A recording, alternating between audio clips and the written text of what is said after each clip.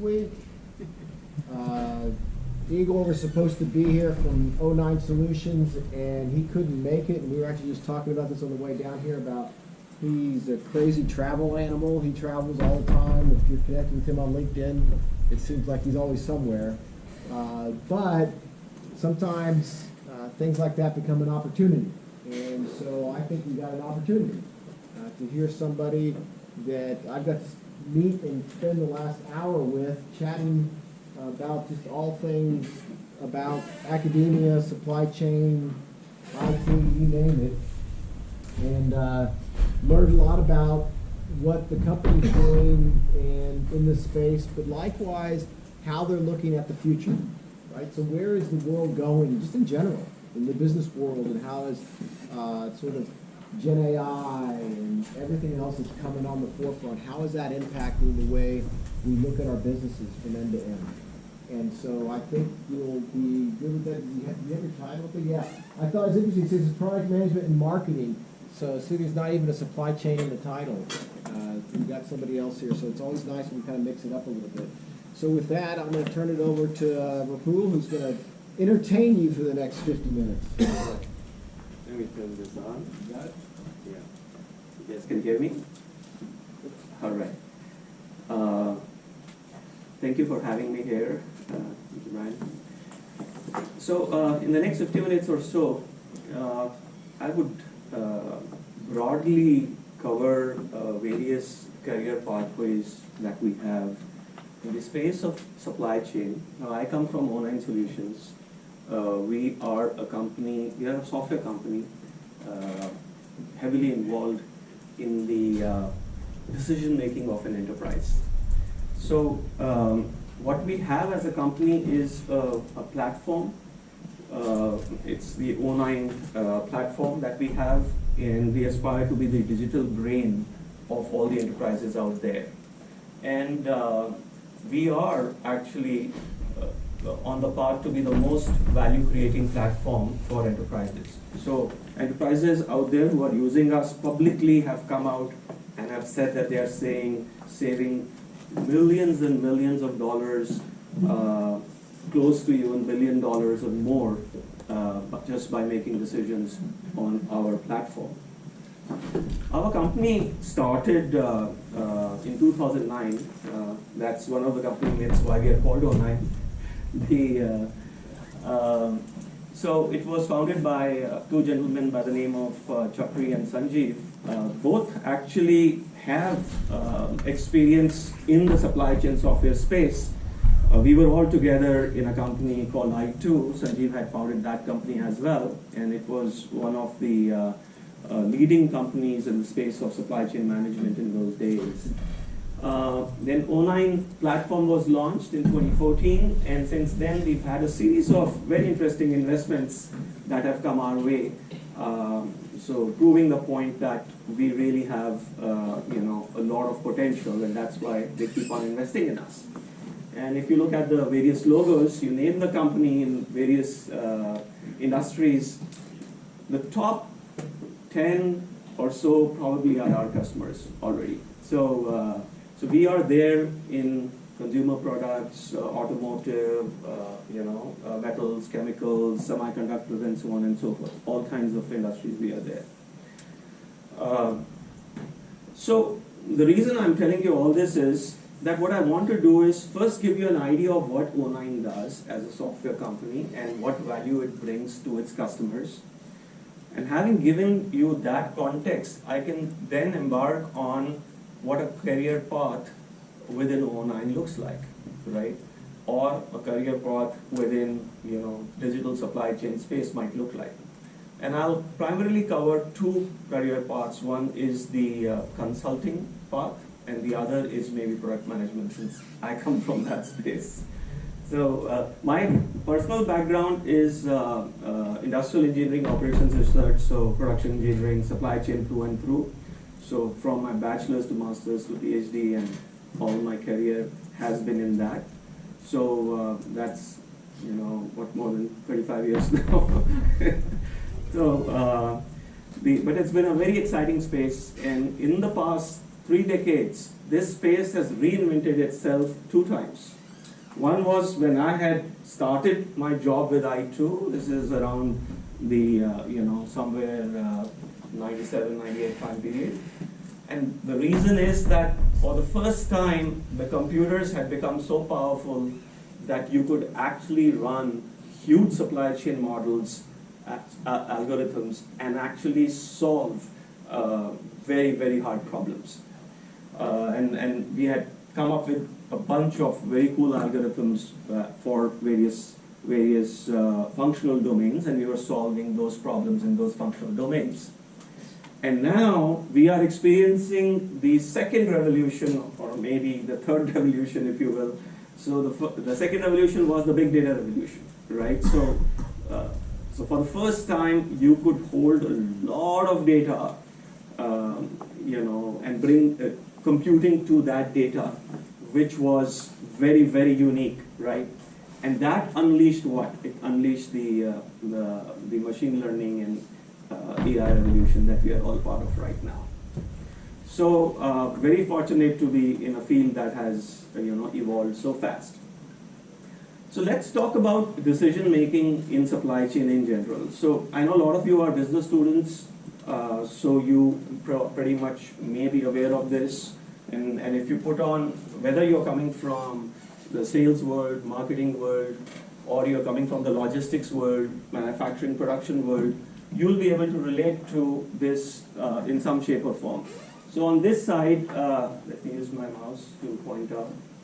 So what I have here is, on this right-hand side, a representation of a supply chain, what a supply chain may look like, right? So you have customers here, which are served through various DCs, right? So you have a DC network where goods flow from right to left, satisfying your customers.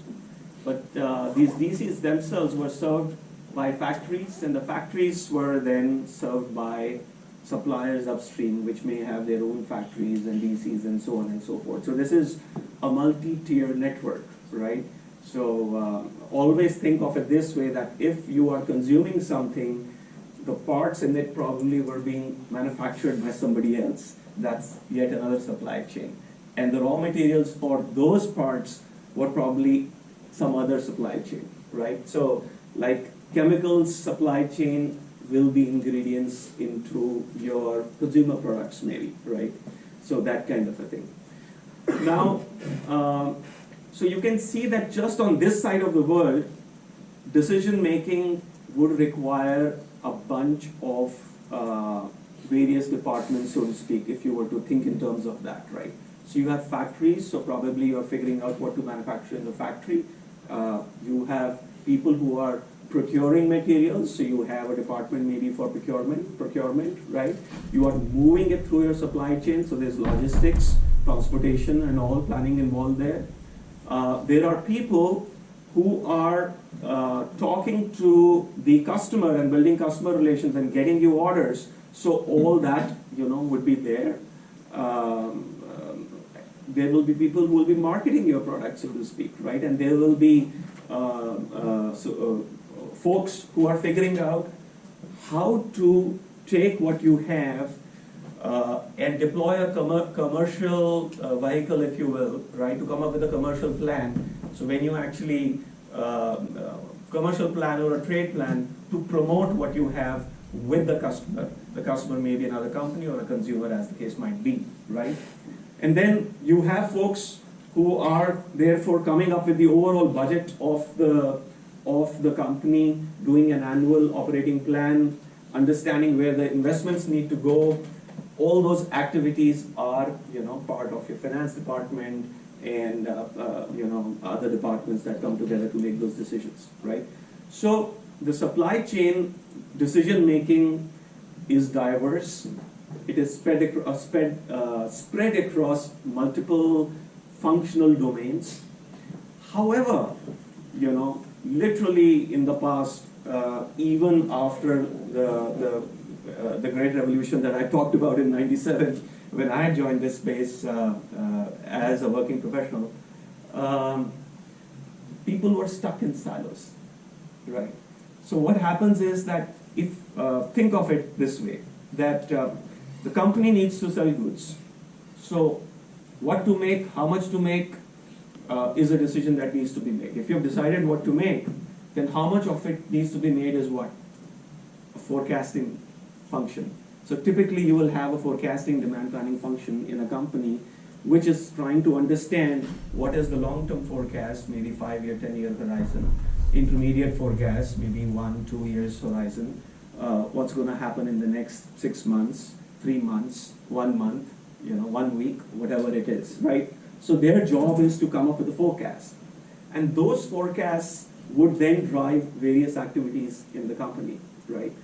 Now, those activities, if your software, your department, all of that is compartmentalized, it's working in silos, then your decision making is essentially that you're throwing over the wall. So the forecasting department will throw over the wall and say, hey, here's my demand signals, supply chain, can you please manufacture and give it to me, right? And on the other side, the finance department may come and say, hey, you got a signal to forecast, but here's my signal based on the amount of money that is available and so on and so forth, that the business that you need to do. If that dialogue is not happening, then finance department is working in its silos, forecasting department is working in its silos, supply chain is working in its silos from the point of view of, say, the distribution, how to move the goods. The factory, is receiving signals from the DCs, but without talking. Again, that's an over-the-wall communication. All they see is factory orders, that's about it. They have no idea what's happening through these DCs that you see out here, right, all the way to the customer. And then what? The procurement guys are receiving signals from the factories, right? So they are receiving a procurement order, and then they are maybe talking to their suppliers. Now, when the communication between the factory and the procurement guy is not there, then the signal that you are seeing may have lag, may have, you may have studied, if you're in your 4th year, the bullwhip effect, right? So the bullwhip effect is that because of lack of visibility, right, and lead times and lack of visibility and variability in demand, a small perturbation at a customer level results in a huge perturbation upstream in the supply chain. So, a 10% perturbation may become as big as 80%, perturbation at the supply side. So what happens is that you are purchasing goods, manufacturing goods, moving goods, and promoting and selling goods out of phase with the customer demand, right? If you are working in silos. And we all know what that results in, right? So that's wastage, that's opportunity cost you have invested in goods that are not getting sold, right? So wastage throughout, all-round wastage there, right? So what we focus therefore on is breaking these silos. So the first silo that I talked about was the functional silo, right? Another silo is what we call the planning horizon silos, bottom left there. So decision making is based on lead times. I should think about that, right? So if I had a Star Trek replicator machine, right, then if you come into the store and have a demand, I can replicate it, I don't need a forecast, right? Because in 0 lead time, I can deliver and satisfy your need, right? But because it takes time for me to either purchase and bring the good to you, or manufacture and bring to you, or go all the way to my suppliers, get my components, raw materials, manufacture, and deliver to you. Because of that lead time, I need to forecast, right? So lead time, so the decision making is basically based on lead time. So what are the kinds of decisions that you make in typical enterprises and companies, right? The long-term decisions, which may take you 1 year, 2 years, 3 years, to implement, are typically capital-intensive decisions, right? You really have to spend a lot of money, to do that. Kind of like you have to stand up a new factory, for example, right? That's a capital-intensive decision that you will have to do. Creating a new central DC or a regional DC will not take probably 3 months, but it's not going to happen tomorrow either. So it's probably maybe 6 months, 1 year, because it's not just standing up a DC. You have to have procurement lanes and transportation, etc., all set up there, right? If you're moving goods, you have to contract that capacity, transportation capacity, with your customers. So that may, with the 3PLs.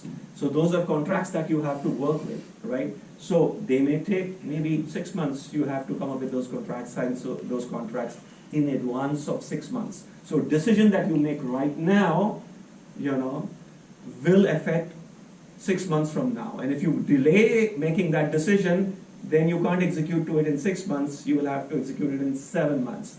So the point I'm trying to say is that decision making happens based on what you are executing to. What's the lead time of decision making? And therefore you have these long range planning and monthly planning and weekly planning, daily and maybe even hourly planning, right? So what you're producing on a factory at an hour, you're scheduling, producing it, right? So those are hourly plans. So if your long range plan was not able to communicate with a monthly IBP plan, SNOP plan, that's sales and operations plan, right? Which can't communicate with a tactical plan, a master plan, right? So maybe the sourcing decision, which can't effectively communicate with an operational plan, which is actually how much I'm going to be making in which factory, and so on and so forth, then obviously what you're doing is guessing, right?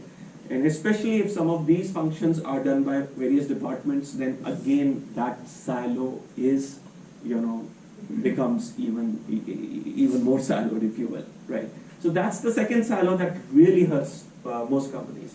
And the third silo is the technology silo, right? You have various technologies, databases, Excels, sophisticated solvers or algorithms, but their focus, their blinders on. Their focus is just, I'm just supposed to do this. Imagine if the factory's job is, or if the factory is evaluated on utilization, and you have a very amazing algorithm which will deliver to, maximize utilization. What will it do? Utilization means that you want to keep your machines busy. If you have the machine idle time, then you will be penalized, so to speak. So that blinders on algorithm will start pulling in demand from the future. They may even start anticipating demand and building to that demand. So that means they are building stuff that either will not get consumed immediately or may never get consumed, right? So while the factory metric will look great, the company metric will suffer, right? So that's what technology silos can produce, right? So we are obviously in the business of literally eliminating all of these silos, and we do that with our platform because our platform is able to create a very faithful digital twin. So we get all kinds of data from the enterprise and outside the enterprise to create a very good picture of the digital model, and based on that we are able to then make decisions. So these are all decisions that are listed out there that I've already talked about, which are the functional based decisions in the supply chain, if you will. Okay. Now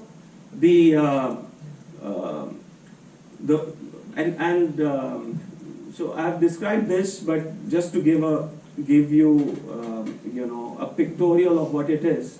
The various planning cycles that we talk about, right, typically are receive a signal from demand planning so that you can plan to that forecast. Whether you're doing strategic planning, you need to know what your future demand will look like. Annual operating plan, you need to know what's going to happen next year, right, and so on and so forth, right. And then those decisions are passed not only down, but they go all the way back up also, right. And while just read this slide a little bit, right, you can see the kind of decisions that are being made. That's a lot, right. So we enable this by our software. So what we, like I said, what I do is we have a digital representation of the supply chain. This we do by getting the data from the enterprise and outside of the enterprise. So you can think of it in terms of data about their products, their customers, their channels, their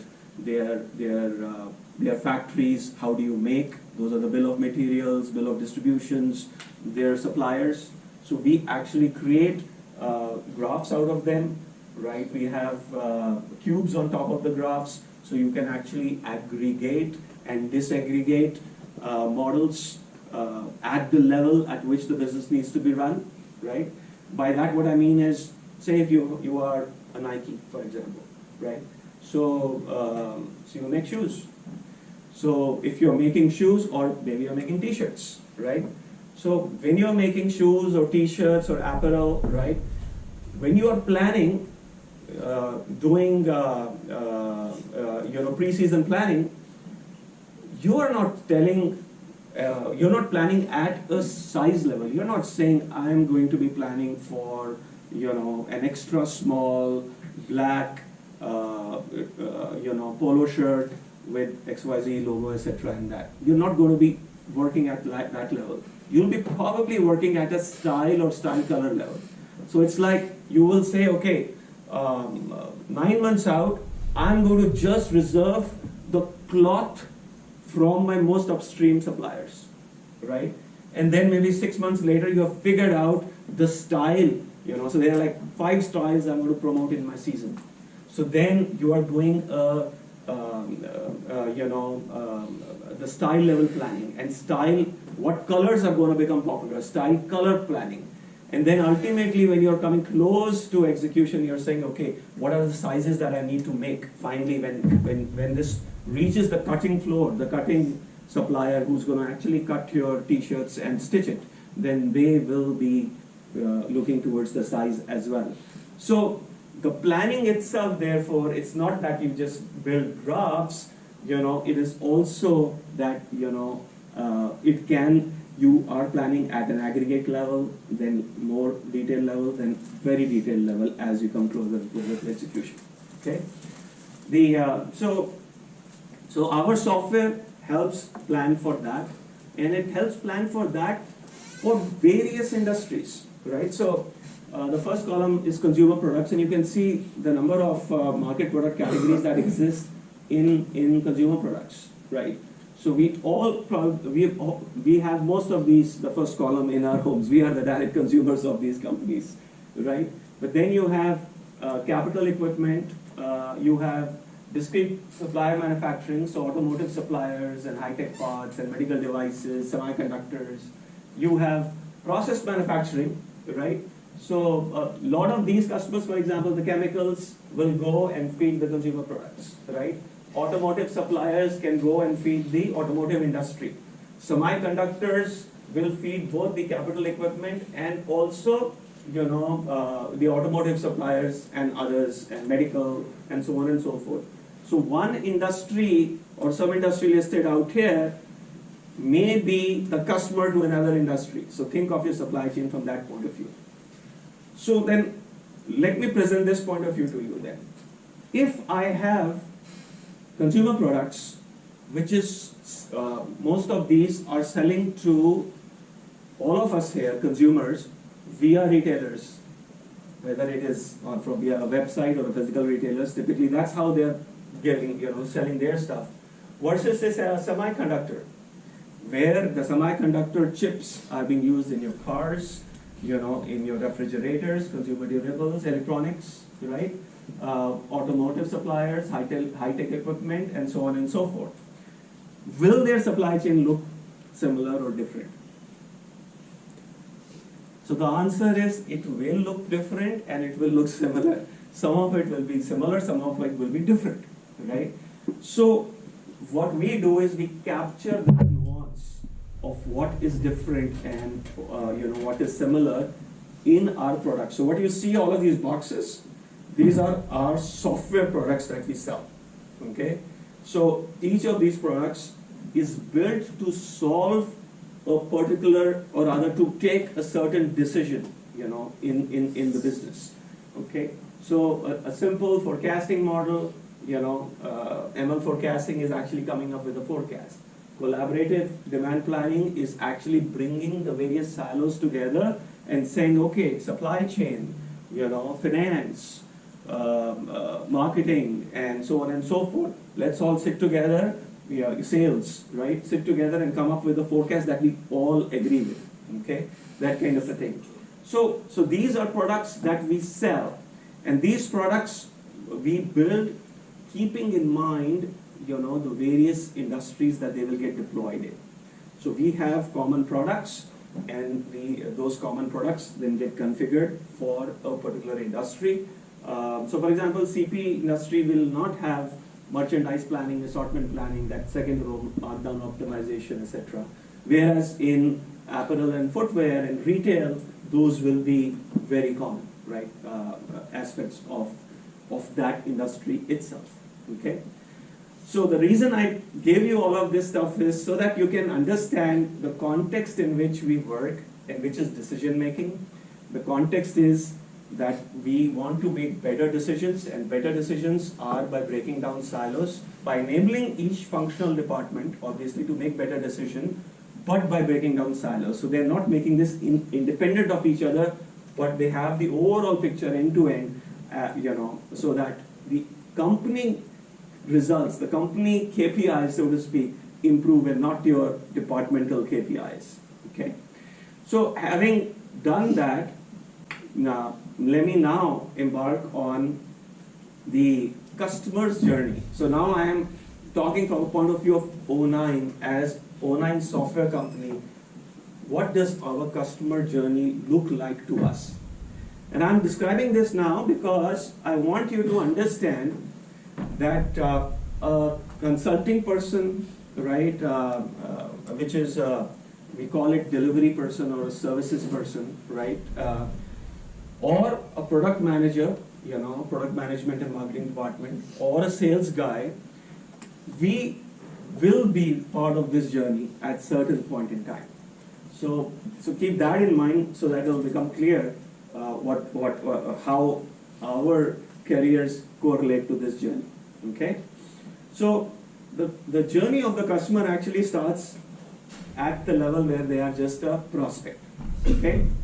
So if they are a prospect, so everybody, you have studied TAM and so on and so forth. So what's the total market, and out of that total market, which is the one that you can actually access? So there's the one that you can actually access is probably your prospect. So if you have a prospect and you want to sell stuff to them, what do? So what you do is, of course you market, but you market, what's the purpose of marketing, right? If you say purpose of marketing is to make people aware of something you have that they need, right? That's essentially, a layman definition of what marketing would be, right? So, but think of it this way, for the complex problems of what we actually work in, a lot of what we do is actually developing a point of view, right? From that point of view, then has to be, taken to the prospects, and therefore a lot of education is required of the prospects, so to speak. So, and we achieve that, talk about how we'll achieve that, but we are in a position where we are able to see patterns that exist across across industries, patterns that exist within the industry, and we can, if we do the study of a particular company, we can immediately kind of understand where the pain points are. And by pain points, what I mean is value leakage, right? So if you are a company and it's not being run that efficiently, that is because value is leaking. And those are the three buckets that I talked about earlier on, like the functional bucket, the decision-making bucket, and the technology bucket, right? So given the patterns that we are able to see across all the industries, within the industries, and through our experience, we develop that point of view, and then we take that point of view to the prospects, and that's the education aspect of it, right? Now, once the prospect, we are able to have that dialogue, and we are able to say, okay, this is the value proposition that we bring to you. These are the value buckets where leakage is happening for you. It translates to so many millions of dollars. And therefore, we have a solution for it. Come engage with us. So if they come engaging with us, then we are in an active sales cycle. So now the sales guys are involved, right? So active sales cycles, and we are probably, at this point in time, giving them demos and proposing some value out of it, right? And then, if they select us, then we have, we embark on the journey of implementing it there. So the blueprinting project planning starts. So blueprinting is basically, at this point in time, in the sales cycle, we would have actually discovered all their pain points. So we then translate those pain points to a larger set of people. Typically, these are the planners.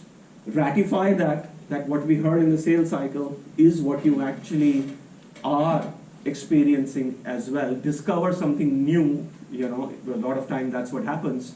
And come up with a solution blueprint that this is how we will solve your problem.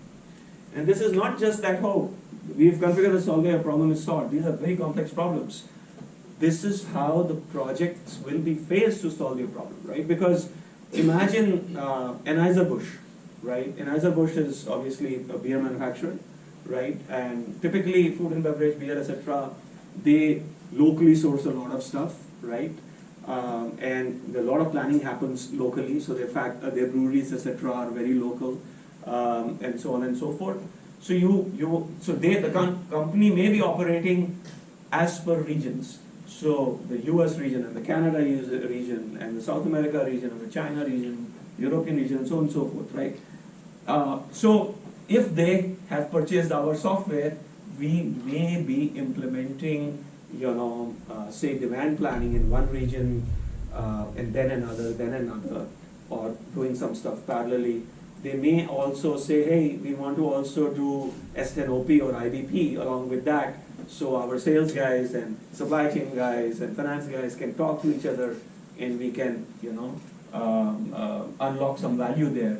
So then we implement our IBP product there. And so maybe it's being implemented in US, and then next in Europe, and so on and so forth. So two dimensions, regions, and the other is the functional decision making, that IBP versus demand planning versus supply planning versus scheduling, and so on and so forth, right? So all that planning as to how would you actually go and launch multiple projects to achieve that is basically in this step, okay? Then, you simply go ahead and start building the solutions, and this is typically an iterative process, agile development process, right? And then ultimately what you do is you go live and you transition to support, and then continuous improvement from there on, right? And this cycle keeps on going on, right? So you may start off somewhere by selling a portion of your solution, and then they may come back and ask for more, and more. Typically that's what happens. So that thing can keep on going on. So now look at it. In the first step, when they were prospect, the marketing department is engaged, sales may be engaged, right? But product management is engaged, because we are the ones who are creating the information on, how to position the product and so on and so forth, working with the marketing, right? Then when the active sales is going on, then obviously the sales guy is there. Then I'm calling it pre-sales because that's what it's probably popularly known as. But best way to think of it is these are solution strategists. Okay, so these are the people who understand the product inside and out, who are able to demonstrate that product, who are able to relate that product to the business problem that the company is facing, and therefore show that how value can be unleashed. There's a very, very critical role, and they are supported obviously by product management again. Because after all, the product that they are implementing there is produced by the product management, right? So Then the blueprinting, the services, aka delivery or consulting, whatever you want to call, they are the ones who take the lead now, right? So they would be interfacing with the customer and developing the blueprints and delivering the solution. And secondary roles, product management will still be involved, because if there are enhancement opportunities, there are bugs, etc., then we help them solve that problem.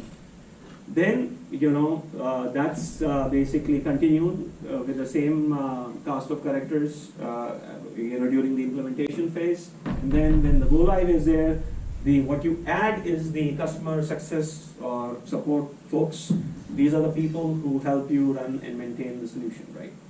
Now, in context of this, let's talk about the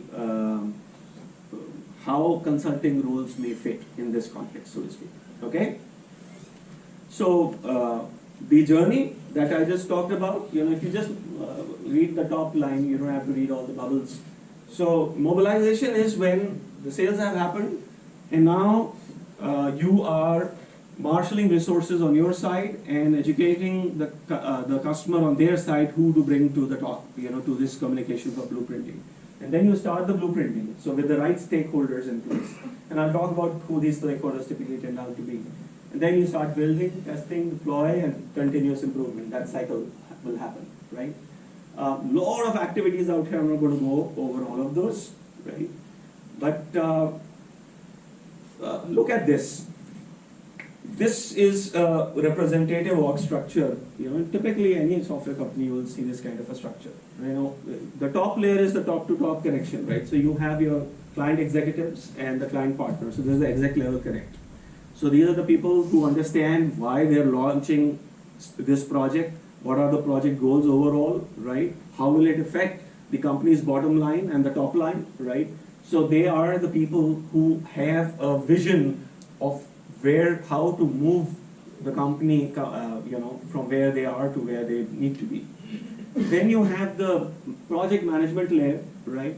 So these are the ones who say, okay, given whatever the projects have been defined, I got to keep everybody, true to that.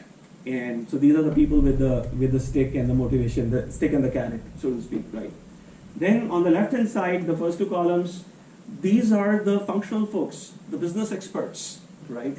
So they understand what is the business problem they are solving in a functional and a cross-function. So how the function fits across the overall decision making and how to model that function. So these are the people who figure that out and configure the software, or rather suggest the configuration of the software. And the ones in the middle out here, these are the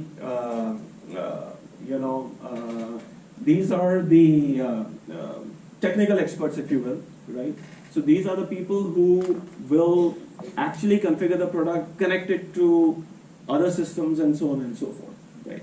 And then, of course, you have training and support and change management and all that. That is very important. So when you look at this, you may see that there are pretty much 4 key functions, right? So there's the technical, who are actually software savvy. They understand the software, including software languages like Python and all that.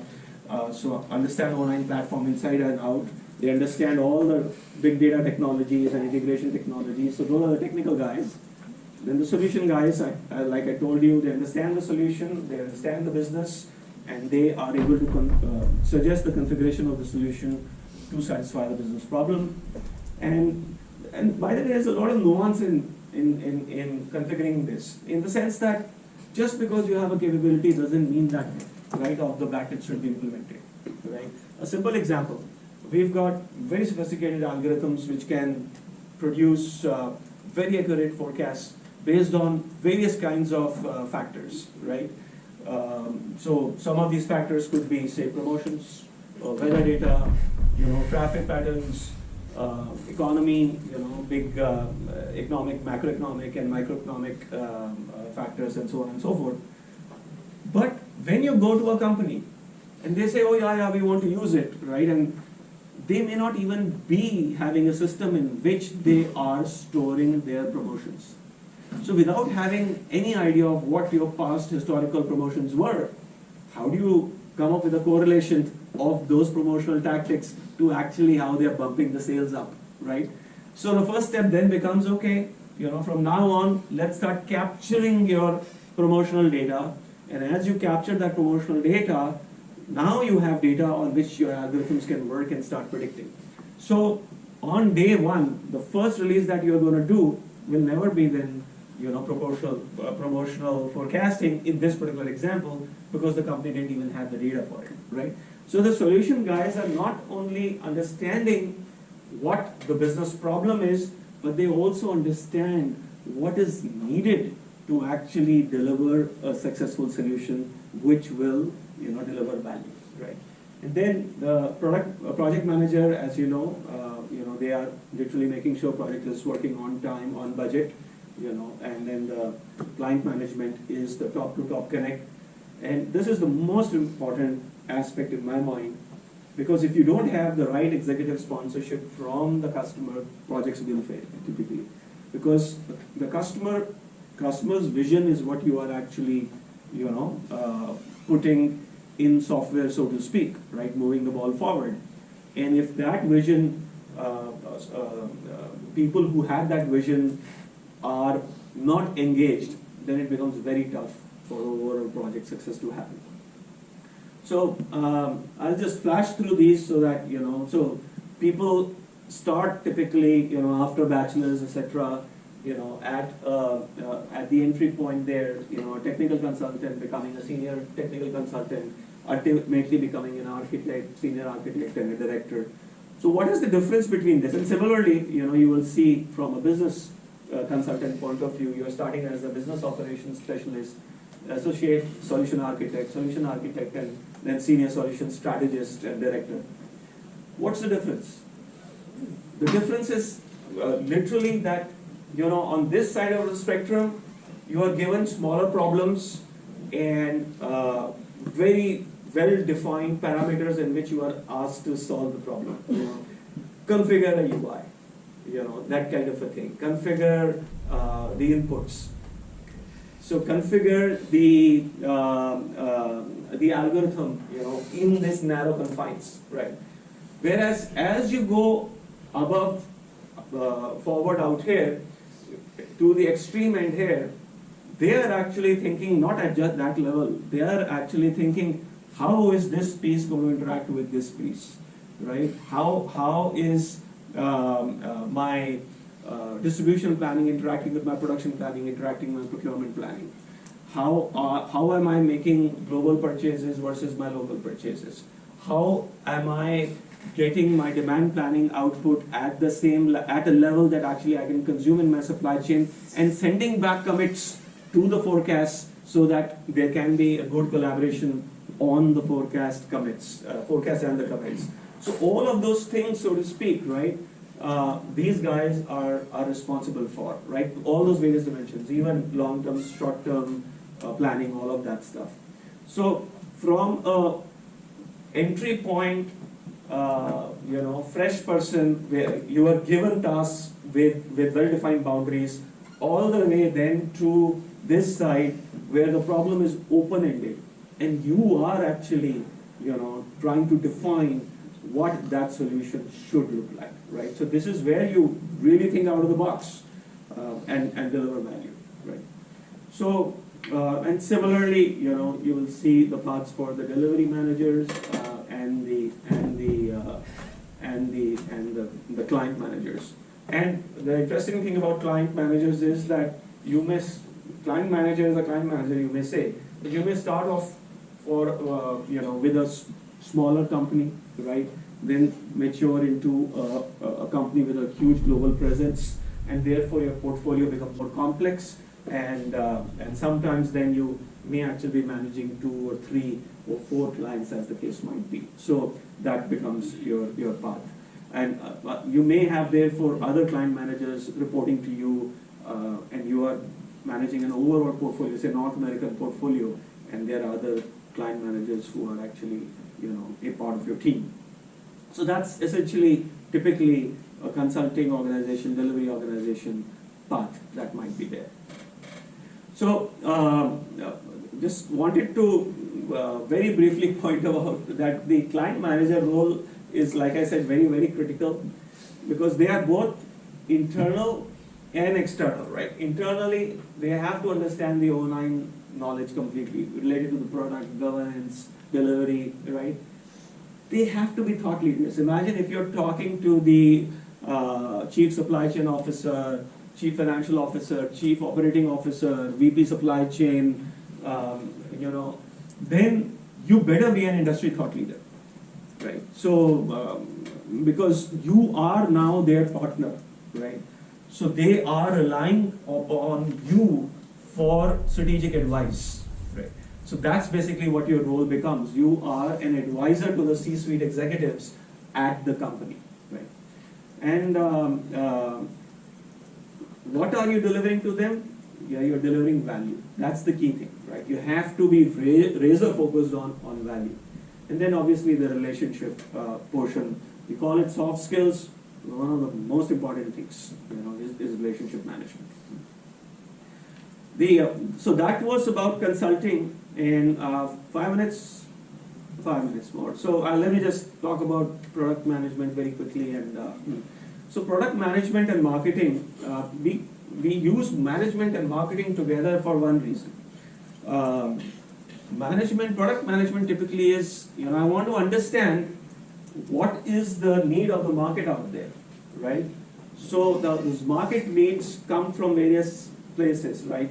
Obviously the customer interaction, the prospects, the competitor, where my competitors are going, what are the industry analysts talking about, what's the partners, ecosystem talking about, and what are the technology trends. So I take these needs and directions and trends, and because lack of time, I'm going to not talk about it, but I use various ways to actually do that, right? I'm meeting people, I'm attending conferences, I'm learning surveys, I'm doing research, and so on and so forth. All of those things are actually happening, and I translate that into requirements for my development team. Development team will convert it into specs, ratify with me. When I say me, it's like product management group, right, wherever it is, right? So it's not one person, there are many people here. And then the product is created, and then we product management have to take that and let the market know, educate people on what we actually have, right? So you're developing marketing materials, you're developing, you're educating the sales to what to sell, pre-sales guys that these are new capabilities that have come in, so you can, demos for that, services so that they can implement those new capabilities at the customer and, deliver value, right? And how do we do that? Essentially, marketing is, you have blogs, white papers, point of view videos, you conduct workshops, podcasts, conferences, all of that happens. Sales, you are creating value pitches, demos, and so on and so forth. And then for services and support, we are developing various kinds of guides, configuration guides, product usage guides, right, solution design guides, and so on and so forth, and providing all kinds of support. But this is the last slide. But no matter what product management organization that you go to, they can be laid out in very, very different ways. But they will have these focuses, 5 focuses. One is the user focus, that's the functional focus. Who is your user? That really, because your software is being used by a user, in our case, to make decisions, right? Second is industry focus, so that the people who are using our software are getting best of the breed decision-making capability in their industry, right? And when you understand the industry trends, where it is headed, and so on and so forth, you can create software that delivers better results, right? Technology focus, that is extremely critical because technology changes super fast, and suddenly you can see your competitors take a leap, right? Or your customers have new technology that you have to integrate with.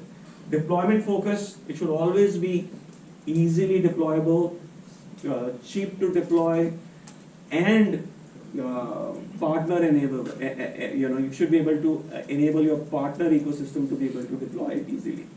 and then market focus overall that I talked about. So those are, and obviously, you can start at an entry level and grow to be, the chief product officer ultimately. So that's basically what it is.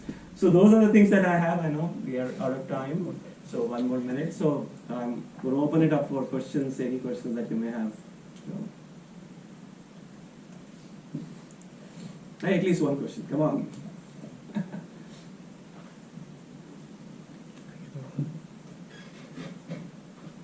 Okay, I'll ask a question. Yes. So, O9's a big company. I'm going through this and I'm seeing a million places that many different types of graduates could get into. But I'm not an IT person. I don't know anything about any of the technical aspects of this. What's the opportunity for me?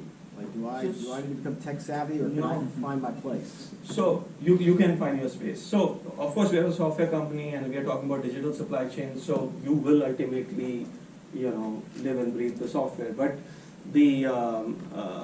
but you don't need to be a techie person to do that, right? Understanding the supply chain is the key, right?